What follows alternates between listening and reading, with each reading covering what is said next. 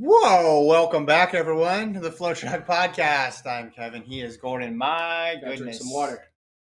200 meters delivered. This is the day number It should be day 7 200 recap. because of what we just Exactly. witnessed. It was insane. Rename it. Day 200. Yeah, Yeah. 7, also known as day 200. Thanks, everybody, for watching live on the chat. Feel free to comment in there. But I don't know how much we're going to look into that chat right away because we have just a lot to get to. Let's start first. The women's 200, Gordon. Shericka Jackson gets it done. 21.45. Number 2 all-time. Breaks the Jamaican record. Shelly Fraser-Price, second. Dina Asher-Smith, third. But Jackson stole the show. What'd you think?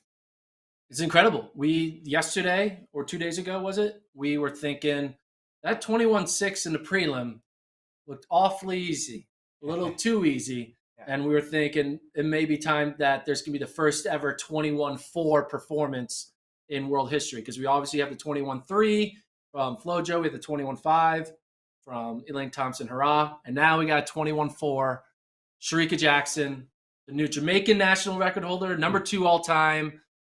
And it all made sense. It was building to this, going all the way back to the Diamond Leagues. Remember when Shericka first beat Elaine Thompson-Herah at one of the Diamond Leagues? And we're like, whoa, what's going on here?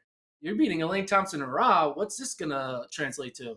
Well, it's translating into her being the new great for women's 200-meter running. And now they have like a pair of greats. They got Shelly Ann in the 100, and they got Shericka in the 200. And then they also have Elaine Thompson-Herah, the defending Olympic champion. All 3 of these women now have this unique story of their dominance for women's sprinting. Yeah, with Jackson, this is her journey. 2015, 400-meter bronze. 2016, 400-meter bronze. 2017, 5th in the 400. 2019, 400-meter bronze. Then switches events.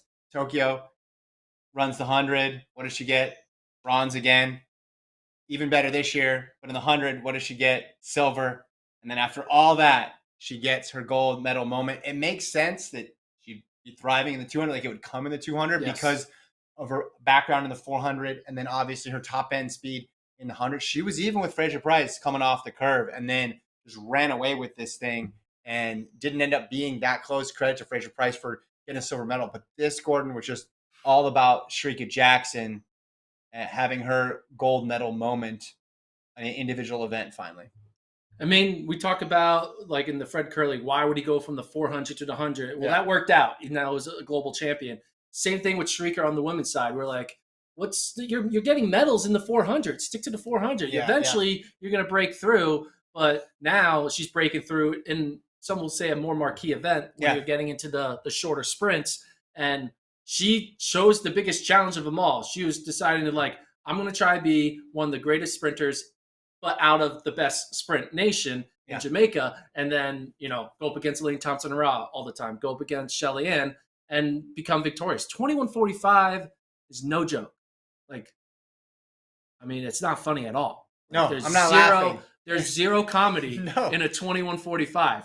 No comedy at all. It is serious. It was serious business out there. I mean, this thing was she was the favorite, but the way Fraser-Price had been running in the rounds, you had to think she had a shot. And even before the meet, you could probably throw in some other athletes that had a claim to it. But this has been Shericka Jackson's season. You made reference before to that Diamond League race where she ran away from Thompson-Herah. A lot of people, ourselves included, probably looked at it as like, oh, what was the issue with Elaine Thompson-Herah? Should have been thinking what was right with Shericka Jackson. Yeah, and I think whenever we see these great, I mean, is this a breakout performance? No, it's not a breakout performance. It's like a career-defining performance. Okay. That's what this is. I mean, you moved to number 2 all the time. You were talking, hey, can she break the world record? I said no, but I think she's going to leapfrog Thompson-Herah's Jamaican record, which is exactly what she did. There's still a lot of distance left to go to get into the 21.3s. But if we just take it for what it is with this performance, it's a career-defining run for her. So Shericka Jackson, born in 1994. She's 28. Yeah. 29, 30, those are still good years. It's the back end of a strong sprint. I mean, Shelly Ann is obviously the outlier of doing what she does at age 35. But do you think this is her peak? Do you think she's going to either just continue at this mark or go down a bit? Or do you think there's any semblance of a potential 2023 lower that mark even faster? It's tough because everybody looks at, all right, could fix this, could fix that another year. But then you also have to look at what went right tonight. You had good conditions. She had a really good lane draw. She's on an incredibly quick track. Not that she'll never be able to run at the Hayward Field track again. She could obviously come back to Prefontaine Classic. And she had a season that clearly was setting up perfectly for this. So I don't know if it's a peak, but instead of times, just look at, can she win it again? How many more 200s can she run off in terms of gold medals? Because the reason why it's interesting, we have the situation with the no off year now. So now you have 23, 24, and 25. You have 3 more years. I think some athletes might get broken down because of that, but others are going to thrive having these big meets to peak for 3 years in a row, and big moments like this produce fast times like that. Yes, can you run fast, in an outlier performance? Sure. In a smaller meet, a college meet, absolutely. But you look at the all-time top 10 list, most of the time it's coming in a major championship race. That's just the reality, because that's when everybody's peaking. So, I mean, if you had to ask me, like, will she ever run fast? I would say this will end up being her career PB. But what do I know? I didn't think at the beginning of the year she'd run 21.4. Yeah. We thought this would be a really awesome, competitive, interesting year for the women's sprints. But I didn't think necessarily they'd go beyond what they did last year. And in the 200, they have. I think she can do it. I think she can and will are two different things. Can, obviously, she can run a couple hundreds faster. Absolutely. Will, if I had to choose, I would say no would be the favorite you're betting, which you've been betting a lot. I've been betting a lot. Do you want to talk about the rest of the field? Yeah, sorry about the rest of the field. Again, Shelly-Ann having an incredible meet. I thought she was going to scratch this 200.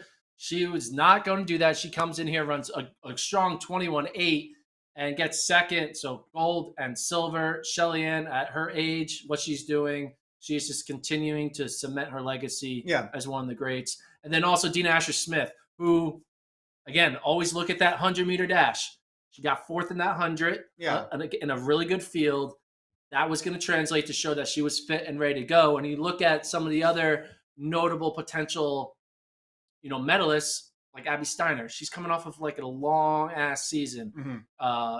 Tamara Clark, she hasn't been as consistently throwing down sub 22. She's done it, but she hasn't had that pedigree of doing it year in and year out. Dina Asher-Smith has the experience, showed that she's fit, was able to put it together.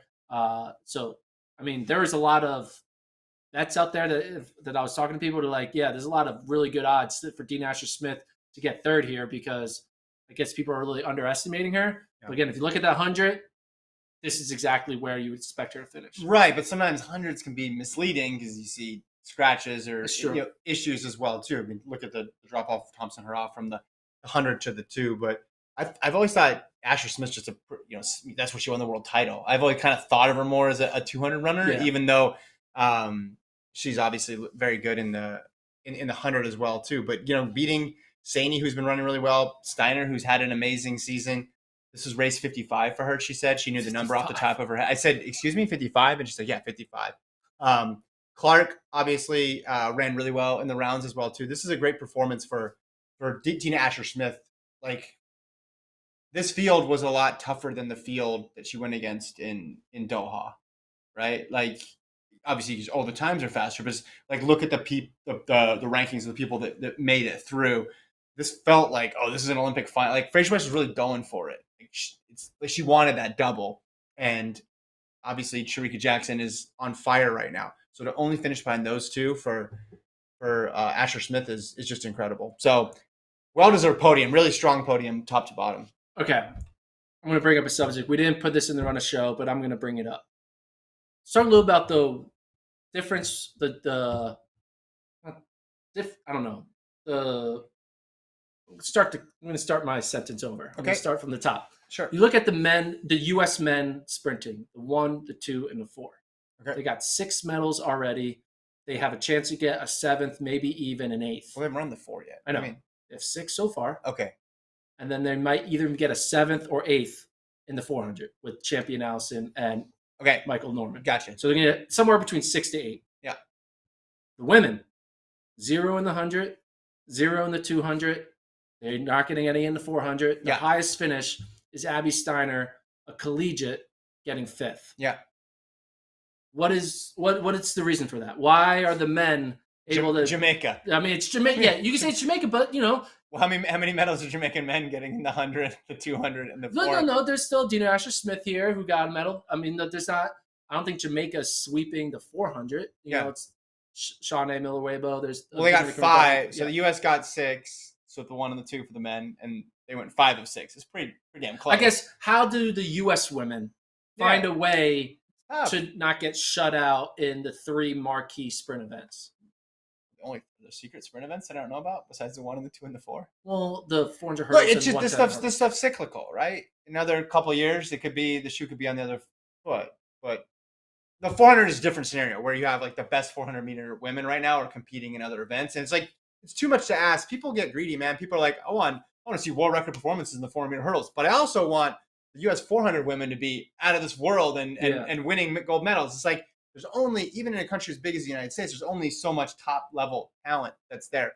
For the 1 and the 2, I just think it's a kind of a transition time, if you could say. But put that aside, it's just you have these 3 all-time greats up there in the event, and they're not going anywhere. It's not going to break down that wall. Yeah, when you go, and it's probably the same way the men's competitors are looking at the men's field. Although for the men, it's newer names, and you cycle in 3 different ones, but how confident would you feel knowing, okay, yeah, Shelly-Ann Fraser-Price, Shericka Jackson, Elaine Thompson are in this 100-meter final.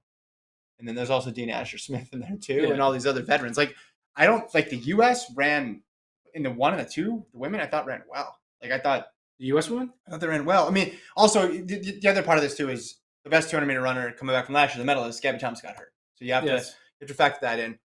But I thought, 5-6 today, and then in the 100, what were they? Hobbs was 4, yeah? No, Hobbs maybe 5th or 6th.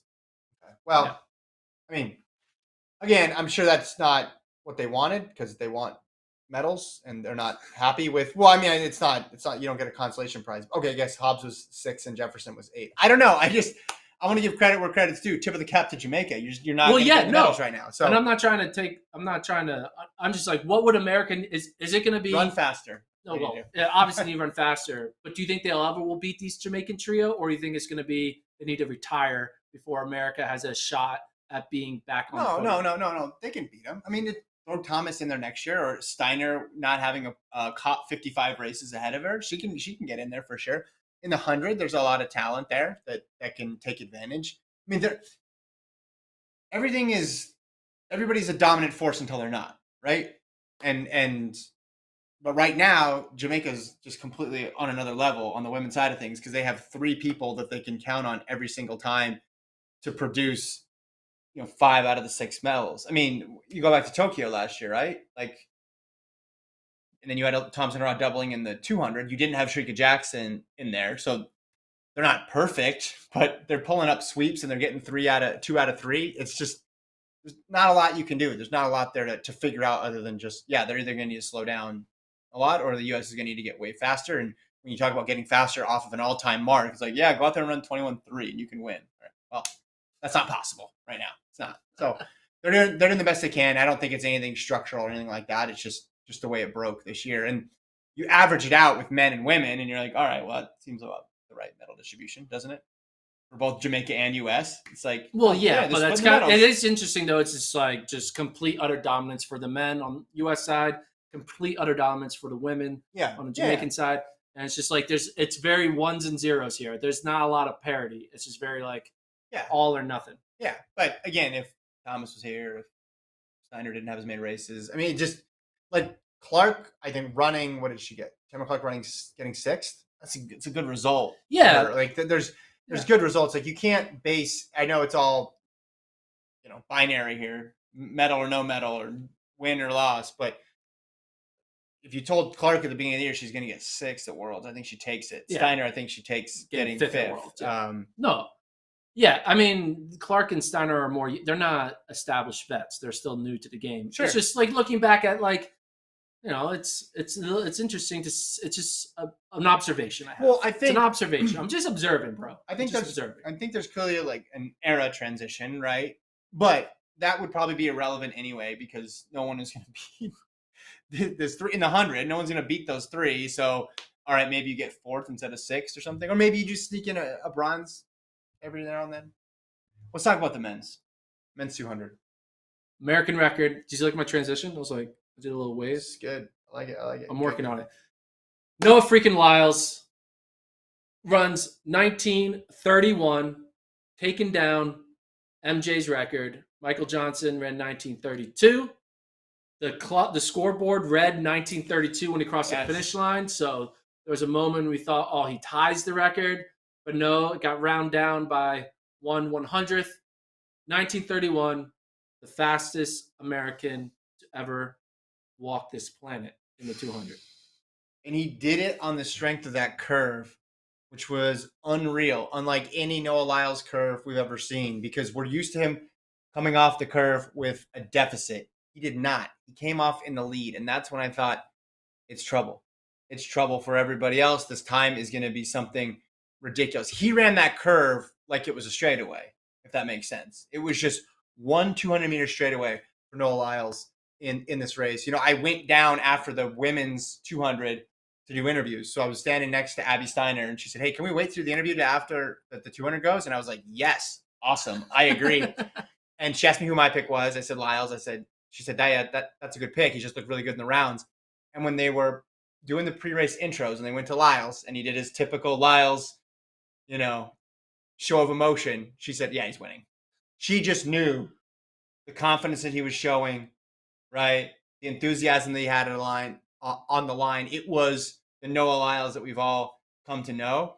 And he's had a frustrating last, 2021 was frustrating for him. We got used to him dominating. It was assumed he was going to win, and the questions were more around the time than the place.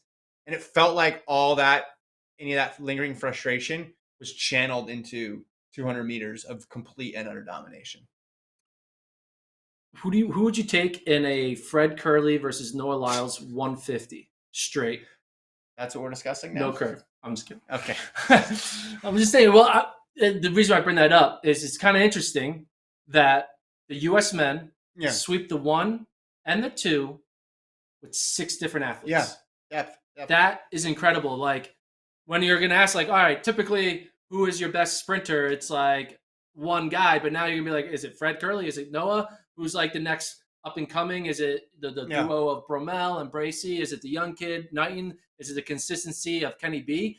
There's 6 guys now who all have claim of being, the top guy. Sure. Or obviously the gold medalists have the ultimate claim, but it is kind of incredible to see 6 different men all medal in the 1 and the 2. Yeah. From America. Yeah. But back to Lyles. Again, the guy's career just seemed like upward trajectory after what he did in the trials in 2016. New guy on the scene. Obviously, the pre-race routines and the post-race celebration attracted a lot of attention.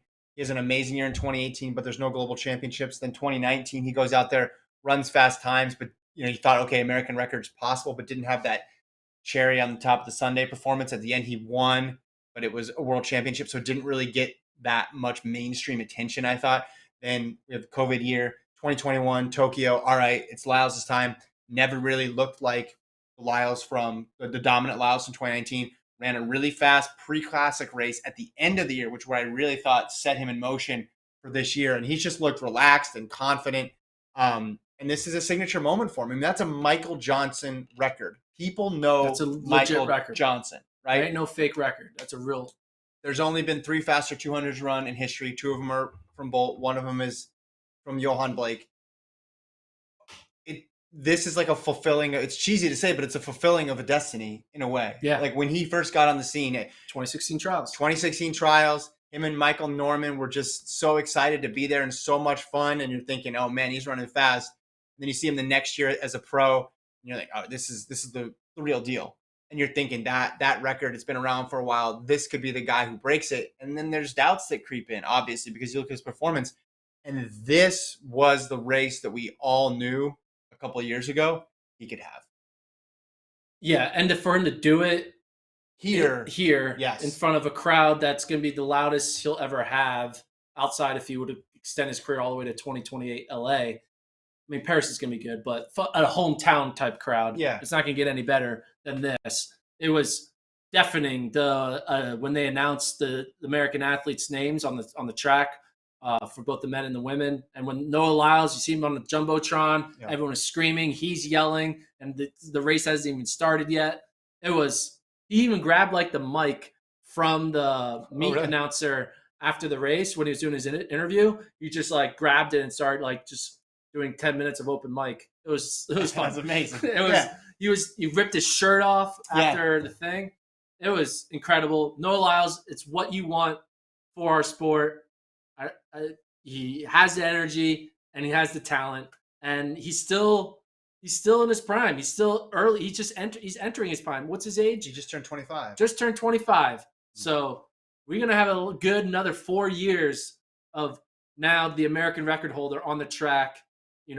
Meet after meet after meet. I'm excited. Yeah, he skipped completely over the 19.4s. Yeah, who needs to run 19.4? 1950 was his best.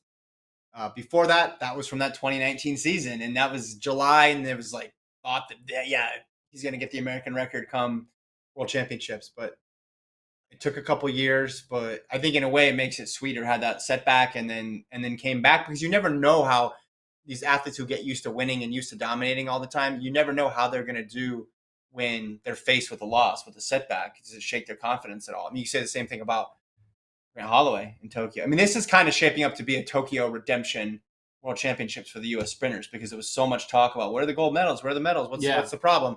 And then the 100, not as big of a deal, because it's like I felt like Hurley obviously overperformed, but in the 200 with Lyles, in the high hurdles with Holloway, maybe in the 400, perhaps we'll see with Michael Norman fulfilling that role. But so far this has kind of been the redemption games for some of the U.S. sprinters out there. And let's talk about the rest of the field, actually. Kenny Bednarik, man, he brought it when it counted. What was Kenny Bednarik's season opener? Bring that up. What did he run in his season opener? Just click on his name. He had a toe injury early on, which set him back a bit. But what was his so season opener was June 5th. He won a race, but he ran 20.21 with a +2 win. Mm-hmm. Out in Rabat. I mean, he ran his hundreds never really got going. Yeah, he ran a 10:09 100 in May. Yeah, I mean, at the trials he got 7th in the 100, 998, which is good performance. He got dead last in the Prefontaine 100, running 10:18. Yeah, but injury set him back, like I mentioned, with the toe. Got things going. Finished 4th. He wouldn't have even been in this race if Lyles didn't have a bye. Yeah. So, the U.S. wasn't allowed to have 4 entries in this meet. Is this the first time? Did he win Diamond League though? Did he win the Diamond League last year? I think he was a Diamond League. No, he wasn't a Diamond League champion. Was he? Yeah, he was. He was. Well, if the U.S. wasn't permitted 4 entries, is what I'm saying. Yeah. If we went just based off of the trials results this year, it would have been, Curley, which is Knighton, a sign that sometimes top 3 per country. Sometimes not enough. There are people in different countries who could be 4th, 5th, 6th, or 8th in their country who are good enough to medal at the global stage. But yeah, what I was trying to get to, Kenny B, with the injuries, did not look like himself compared to what he was doing in 2021, but he timed his season perfectly. He continued to get better. Meet after meet, looked good at USA's, looked good in these prelims, and then finally put it together for an impressive silver medal, because we were all given a silver to the whoever is not to the one of the Knighton or Lyles. Yeah. We're like, that's the silver medalist. And we were like, hey, maybe Kenny B can fight for 3rd, but Fred Curley will be there. But, Joseph Fambula will be there. We were like, yeah, Kenny B, he's going to make the final, but he'll be somewhere in the 3 through 7 range. Yeah. No, he got 2nd. Yeah. He's in the 2nd place range. Back-to-back silvers for him. Very impressive for Kenny B. Yeah, silver in Tokyo last year, so he goes back-to-back silvers. And I think this is the Kenny B that you should expect, right? Because the injury set him back. But he goes 1984 in the semis, and that was a season's best. It's like, okay, if you're running season's best in the semi, you're in a good position, And then he comes back with the 1977, so a great race. Finishes ahead of Knighton, who, I thought 1 or 2, that was the pick. I think lane draw could have factored in. Like 3 is really, really tight for him. What do you think of Knighton's race? Yeah, lane draw, people were talking about it. The way they do the lane draws is it's randomized based off of the heat winners. It's not preferential based off of your time. It's just random. So Knighton got kind of screwed over with his lane draw, but that's the sport. It's weird. It's a new rule how they do it. It used to not be random, but this year they changed it to random for the big cues, little cues. But yeah, I mean, still Knighton again. We had put so much expectation on this kid after he runs 1949. And at the end of the day, he needs to win his first medal before he does amazing, great things. Because he didn't win a medal in Tokyo. Now he got his first medal. Now he knows. And then a year later, he might improve it to a silver. Yeah. And then eventually, by him in 2028, he's going to be like, see if I can break Noah Lyles' record. Yeah. Like that's his timeline. His timeline is once Lyles is done, I don't know about that. I think he's still going to. They're 7 years apart. Yeah. Right, but I think he's going to be challenging him next year. Well, yeah, he's going to be challenging him next year, but Lyles is still going to be good next year as well. I think Knighton had an off race for him. I think he's probably happy first global medal, but I think he's going to be right back at Noah Lyles the next time they race. If it's a Diamond League, he's going to right back at it with him. I just don't think he's going to pass Noah Lyles' time until Lyles. Oh, maybe not on time. Yes, maybe not on time, but I think he's going to benefit from 3 straight years now of championships too. Or yes. I guess 5 if you go back to the Olympic year, because he's going to get an opportunity to do it. And I think he's going to be able to compete. You guess his ceiling is a little higher. Because of his age. More room to grow because of his age, and he's just now getting used to it. But yeah, I'm not gonna say he's not gonna be competitive with Lyles moving forward. I mean, 4th last year at the Olympics, so he improved a spot as well too. Yeah. So first global medal, great race for him. It just Lyles ran a race that didn't allow anybody to make any single error in it. Yeah. Like everybody to be even near him had to be perfect, and even then it probably wouldn't have been enough. You'd think, well, because Knighton ran as a better PR in 1949, maybe if Knighton had a perfect race, but that's tough to ask for a guy as young as Aaron Knighton. So I think it was still a great result for him. You know, I guess we thought gold or silver, ends up with bronze, but just a little bit behind Bednarik. So okay, it is July 21st, 8:57 p.m. on the West Coast. Give me we're not doing your 200-meter predictions. That's for the last show. No, I want it right now. We're doing it for this show. What's your top 3 order for the women's 200 and the men's 200 for the 2023 in Budapest? First question. Will it be exactly the same? Exact same. You don't think that? Yeah. Maybe different order, but exact same. No, well, give me the order. Do you want me to go first? Yeah, I mean, this is you don't like this exercise? I don't like this exercise. This is a great exercise. I want to do predictions. People want to know. I'm already doing the way too early predictions. No, but we're not done with the meat. Save it. Well, I'm going to do it. We need to talk about something on Tuesday. Come back. We don't need to talk about this on Tuesday. We got to talk about it on Thursday, July 21st at 8:58 p.m. I mean, we're making our predictions now. I'm protesting this. Okay, I'm going to make my predictions. Okay, so my 2023 200-meter men's and women's predictions. I'm going to read a LinkedIn notification. I believe we'll start with the women. I think it's going to be Sharika Jackson. I think it's going to be Christine Mboma.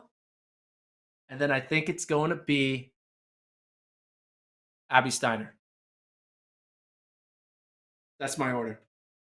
Sharika Jackson, Christine Mboma, Abby Steiner. I think Shelly Ann won't run it. That's why I'm saying that. Just for the record, that's why I'm doing that. I think Elaine gets 4th or 5th. Men, my order. In bronze. The chat is loving you. In bronze. Who's going to get bronze? Bronze is going to be... It's going to be Knighton. I think Knighton gets bronze. We keep this moving? I think Noah Lyles gets 2nd. And then I think Kenny B wins. Cool. And I think the time is slow. Terrific. Those are the official 2023 picks. We'll see you guys in a year. And you can hold me to it. Hold me to it. Gordon just picked the new American record holder to get 2nd based on absolutely nothing but a guess. All right. Let's go to the other events. There was a lot of thought in those Zero predictions, thought. for the record. I want to keep I track of how spent- many times you predict that 200-meter race, because we're going to do this again. You're going to forget that we did this segment because it's 90 degrees in here. And we're going to end up doing this next week. You're going to ask me about it at the end of the Diamond League. We're going to do one at the beginning of 2023. We're going to do it before USA's. I'm going to stick to this. No, you're not. You're I'm going to forget stay this. with these 6 people. You're going to have I 7 promise different you. 200 predictions by the end. I've already making my 2023 resolution. 2022 was to learn how to dunk. 2023 is to How's that stick going? to my 200-meter prediction that I made on July 21st at 9 p.m. on the West Coast. Thomas says if Kevin didn't hate Gordon, he does now. No, I just want to keep it moving. Come on, we're having fun. Yeah. Okay. So, did you call Gabby Thomas Gabby Douglas? No. Now people are talking about different. Okay. I didn't- Maybe that was somebody else. See, you letting the chat take over. Not letting the chat. Get back on track here. Okay, but I have a hypothetical that's a lot shorter Okay. in time. I love hypotheticals. Lyles got to be in the 4x1 now. Yes, I think, he's got to be the second or anchor leg. I think you put him anchor. Yeah. I think because that's what he was in 2019, right? Sorry. What? Jermaine says Gordon needs to come to Jamaica to get a saltwater bath. I don't know what that means. I don't know. We do want to go to. Oh, speaking of that, there was a lot of. I'm not sure what they are. They're not vuvuzelas. Like the air horns? The air horns? There are some vuvuzelas in there. Yeah. That's what they are. But there was a lot of them, and there was some battles going on. But the Jamaican crowd was awesome with their noise making machines, and it reminded me when I went to Champs in 2014 because. That's basically, this is like 5% of what it is at an actual Jamaican meet. Yeah. So it was fun. Also, on the relay side of things, I said, Abby, are you done for the season? Abby Steiner. And she said, not unless you're using the relay. And I said, which relay are you interested? She said, ready to do both if they asked me. So kind of exciting stuff. All right. Let's move on. Did I distract you? I'm sorry. No, I was just looking. You're still thinking about I think I forgot my picks already. Oh, let's see if I can remember. No, it's not. I know I have Kenny B winning. Moving I have on. Kenny B winning. I know that. We're moving on. This is gold. Based on. And then Lyles gets gold in based on extensive 2024. research.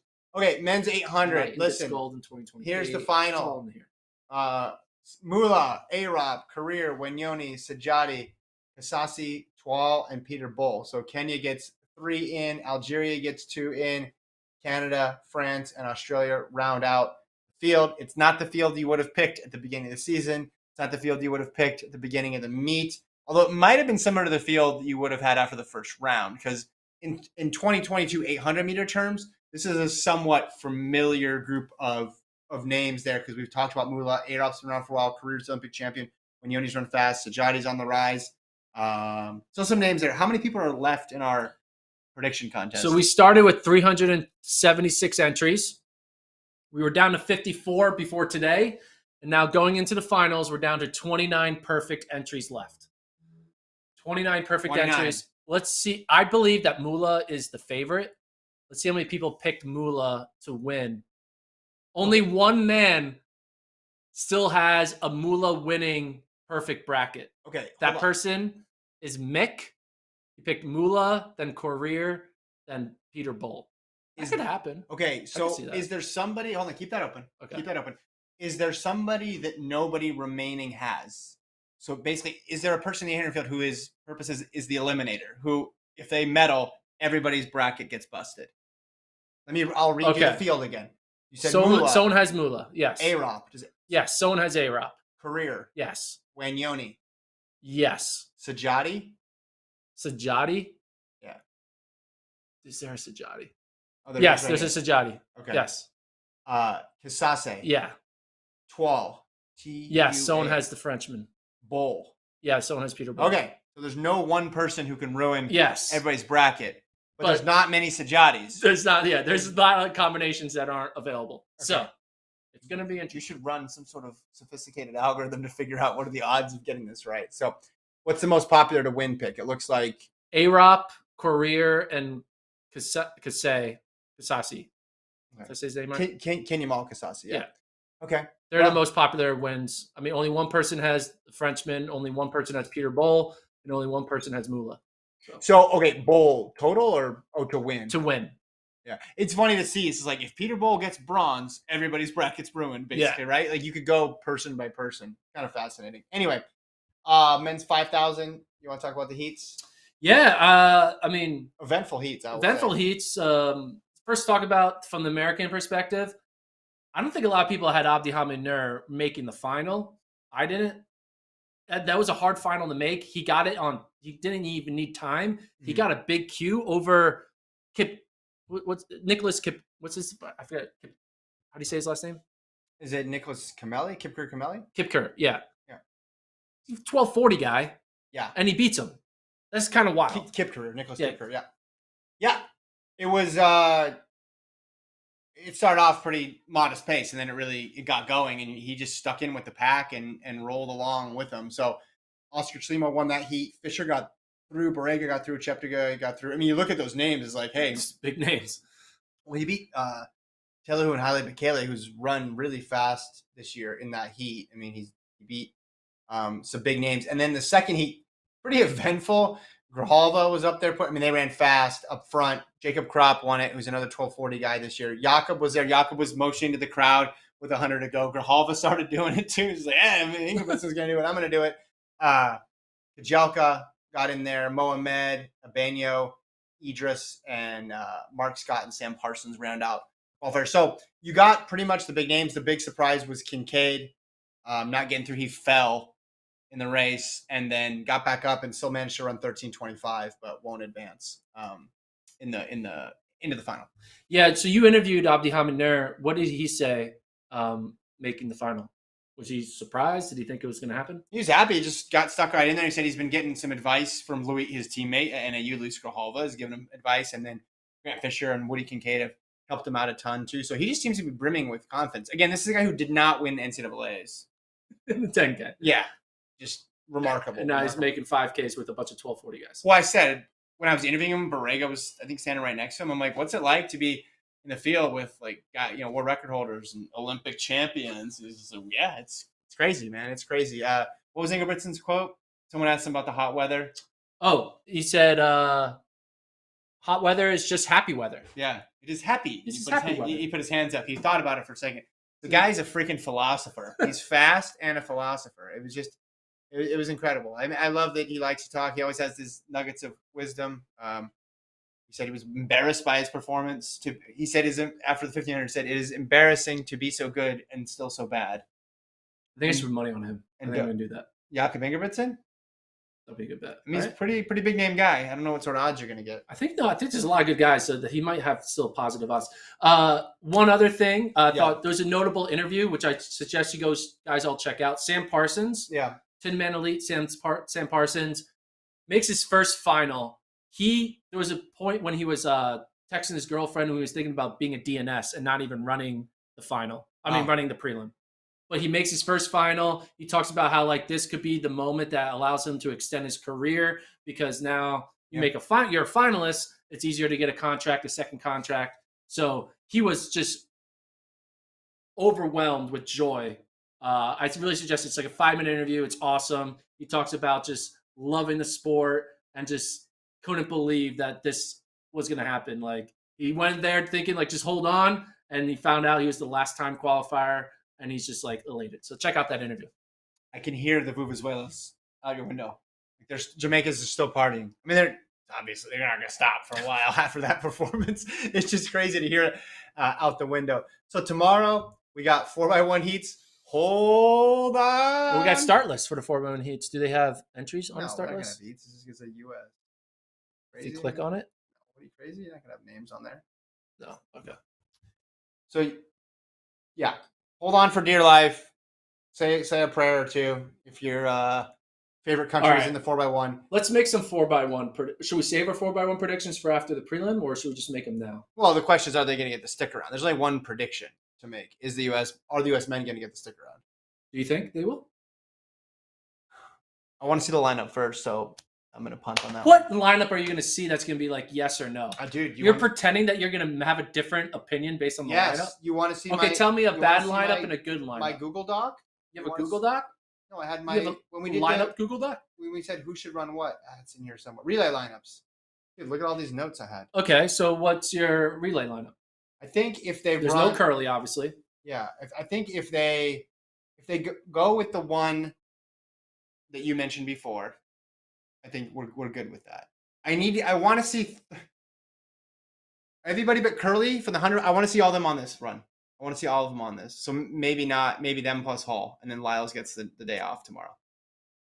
That's who I want to see. And then they're going to put Lyles on the final, perhaps. Yes. So I'll be confident with that. I'll say yes. That if it's anything else, I'm worried. I was walking by the warm up track today. There was like a team out there like working on sticks, and they weren't America. They were not. I don't know who they were. It was from far away, but they were doing the thing where you jog in place, which I don't really know how much that does, but at least lets me know that you're thinking about the relay. It's like a TikTok dance before TikTok. Exactly. That's what they call it. But okay. So there's that. We don't need to talk about that anymore. Women's 800 semifinals. We saw the heats today. Thing Mo ran with a QR code on her hip. That was pretty notable. It also shows how different the men's 800 is from the women's 800 because there was just no chaos. It was just like all chalk. All the good women made it through. Yeah, well, and if you put a QR code in the men's 800, the person might get ninth. And that wouldn't be cool. It's like, scan my QR code. Here, we're showing a shot of it now. QR code. What did it lead to? You gotta scan it to find out. I don't know. It was a thing with World Athletics. Okay. I didn't even notice it. I watched the race from way Here's high the up, question, so I didn't even see. How are you going to scan a QR code from a running leg? That does not seem like a feasible thing to do. Colt, do you understand how QR codes work? You're a tech guy. Yeah, you need to put your phone up. No, this is Colt's time. Stop talking over Colt. Colt, you there? I'm here. I mean, you can scan it with your phone, but you'd have to like pause your TV. I don't know how people were supposed to get it. Can you pause this video when she shows it and do it? No, it's not about that. It's about why did they put a QR code on a moving leg? Yeah, like how are no one's put it on a non-moving object? Yeah, they should have put it actually more on her like. I mean, this sounds stupid, but like on her forehead. On her forehead. Yeah, I wonder why they didn't think of that. Because the head stays still, but a leg is moving back and forth. Because if they're running towards you, you can just take a picture of it. Yeah. Can you get it, Colt, or do you have to zoom in? You're not going to be able to read that through the. No, there's no way. I'm trying. There's not really a way to get it like off of the screen, but I'll keep trying. Colt's got skills. I have a QR code. This is not going to work, bro. Here, let's move it up. It's not going to work. It was for effect. Yeah. So we'll find out what the QR code is, and we'll get back to you. We'll do some Big J journalism. Jordan in the chat. Gordon with a good point. Wow. I'm done. I got a good point. He's out.